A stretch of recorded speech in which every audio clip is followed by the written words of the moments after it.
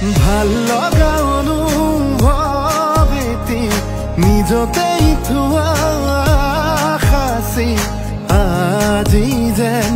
চকুৰ আগতে সজি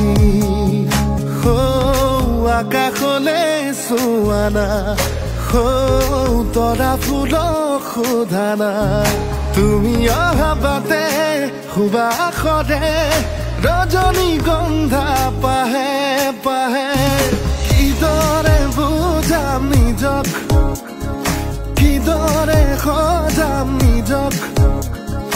কিদৰে বুজাম নিজক